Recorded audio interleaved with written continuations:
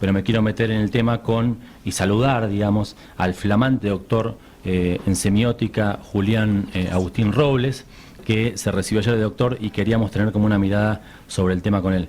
¿Me estás escuchando, Julián?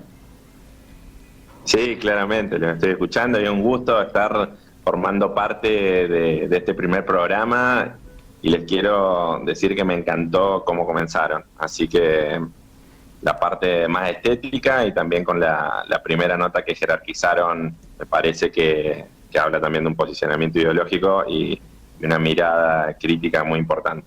Bien, Julián, muchas gracias por las consideraciones. En relación a este tema, nos parecía importante encararlo como desde una mirada que tiene que ver con un juicio que se hace hacia un medio de comunicación tradicional, podríamos decirle, pero que en definitiva, en la misma sentencia que se leyó ayer de Espinosa Massi, se planteaba toda la circulación que tuvo ese video previa a la publicación en Zetabol, que fue el día que yo mencioné, el 28 de agosto del 2018, y cómo esos sentidos que circulan en las redes para la justicia tradicional son medios como inabarcables y no son tenidos en cuenta. Es decir, en este caso, digo, Massi parece haber sido la persona que cometió el error de publicar en un medio de comunicación tradicional algo que estaba circulando en todas las redes y que estaba en todos los teléfonos celulares.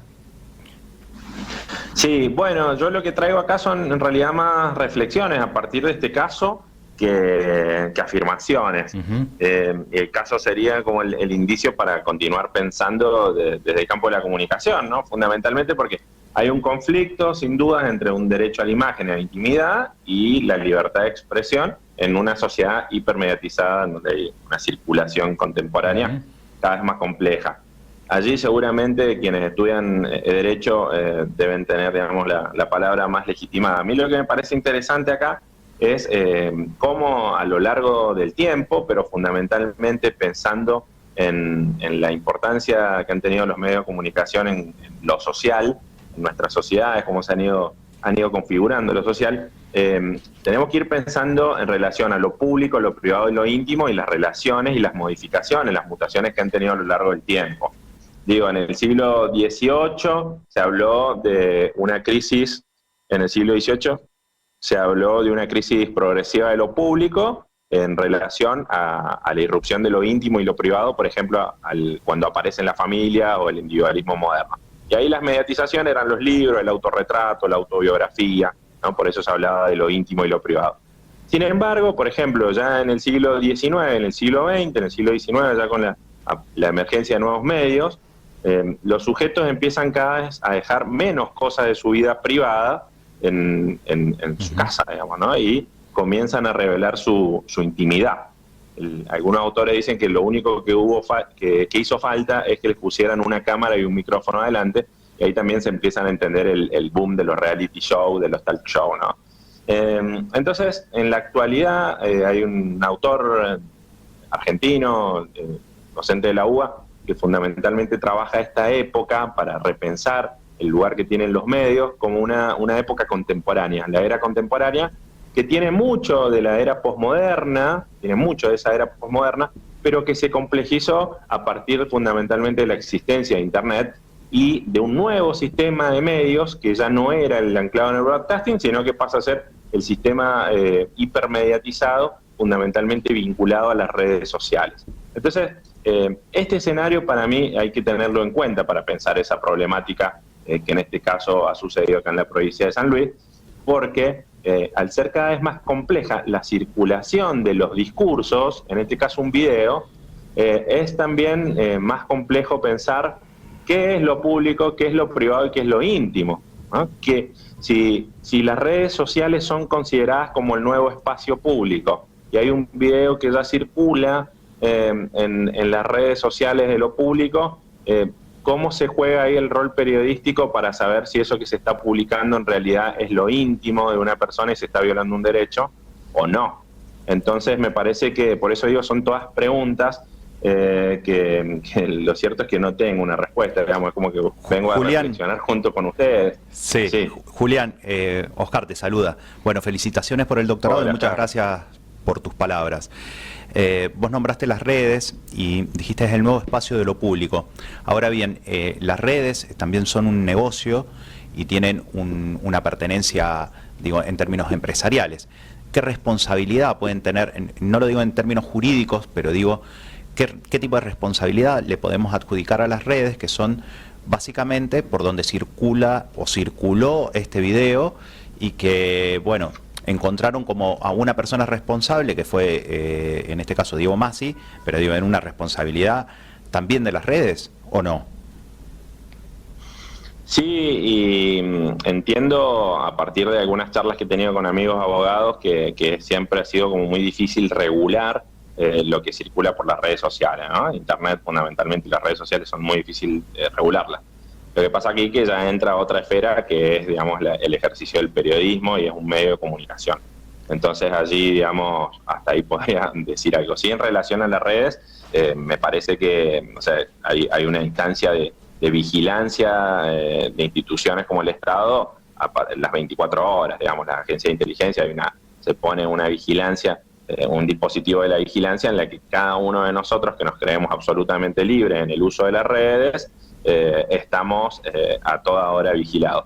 Pero quiero retomar algo en relación a lo que veníamos hablando, para entender la potencia que tienen las redes sociales para pensar este caso. Porque antes hasta el año 2000 aproximadamente, que se potencia fundamentalmente Internet, nosotros como receptores, aquellos que no teníamos acceso a los medios masivos de comunicación, era muy difícil que pudiéramos hacer circular nuestros propios discursos y que a la vez fueran masivos. Era muy difícil, ¿no? Existía una fuerte asimetría entre quienes estaban en el lugar de los medios, los anunciadores y los receptores. Con las redes sociales, cada uno de nosotros pasó a tener su propio medio de comunicación. Y a todo eso, si se le suma una nueva fase que algunos autores la llaman, que es una herencia de la posmodernidad, como el del hedonismo, el exhibicionismo, el narcisismo, allí ¿qué pasa, digamos, en estas redes sociales, en donde se supone que se configura lo público, pero eso público se configura a partir de lo privado? Es decir, lo privado, lo que hago yo en mi vida íntima, lo que puedo llegar a hacer yo en mis vacaciones, lo que puedo llegar a hacer yo en otro lugar en donde está autorizada una determinada práctica, lo comparto a través de WhatsApp, inclusive, o de alguna otra red social, y pasa a formar parte de un espacio público. Ahora me parece allí como que lo más grave es la condena moral, ¿no? Porque pareciera que en lo público de las redes sociales se juega fundamentalmente lo privado a partir del presentismo, cada uno de nosotros sacándonos una selfie a cada instancia de nuestra vida, compartiendo nuestra vida, ¿no? Pero allí, digamos, la categoría de lo íntimo me parece que es lo que se pone en juego, y bueno, también qué se entiende por lo íntimo, porque pareciera que todavía hay miradas moralistas en relación a lo que yo puedo mostrar. Es decir, lo privado y lo íntimo está autorizado a mostrarse en redes sociales. Sin embargo, hay una mirada moralista que sobre algunos grandes temas, como en este caso puede ser fumarse un porro, popularmente conocido, o drogarse, o prácticas sexuales, siguen estando dentro de lo prohibido y lo condenable de determinados sectores de la sociedad. Entonces ahí hay como tensiones que no se pueden resolver, ¿no? Siguen habiendo grandes temáticas tabúes, grandes temáticas donde recae esa mirada moralista, más allá de que en las redes sociales pareciera que hay un exhibicionismo y un hedonismo presente tal cual cada instante. Bien, para aportar y para cerrar, Julián, porque tenemos poco tiempo, pero bueno, te agradecemos igual de haber estado acá, la Ley de Servicios de Comunicación Audiovisual no pudo legislar sobre redes sociales, sobre todo lo que es Internet, que es un tema que, como vos decís, viene álgido, y la justicia tendrá que ponerse al día con esto, porque si no pasan estas cosas, que hay condenas de este tipo, digamos. Exactamente, sí, y bueno, es un caso desde el punto de vista, seguramente, para quienes estudian todo lo que tiene que ver las legislaciones en relación a la comunicación, que va a sentar precedentes para repensar todo este escenario, ¿no? Un escenario que se está pensando y que es tan dinámico y tan vertiginoso que es muy difícil de poder estudiarlo en su profundidad en el mismo momento en que sucede, ¿no? Bueno, muchas gracias, doctor, por haber estado con nosotros. Ahora sí, este fue como un freno al fin de semana. Ya va a poder disfrutar del doctorado y de todo lo que significa haber hecho ese proceso tan largo. Así que te mandamos un saludo y muchas gracias por haber estado acá en Comunidad Terapéutica. Un abrazo muy grande, un gusto para mí compartir con ustedes. Estoy acá con mi hija al lado, le mando un saludo al papá de Juanita, dice. Y bueno, un muchas abrazo gracias. grande y Gracias. los vamos a seguir escuchando. Un abrazo, Julián, muchas gracias. Ahí está saludando. Chao. Hola, Cande. Hola. Ahí saludo. Bueno, un beso. Chau, chau. Un abrazo Muchas grande, que estén gracias. muy bien. Muchas gracias. Chau, chau.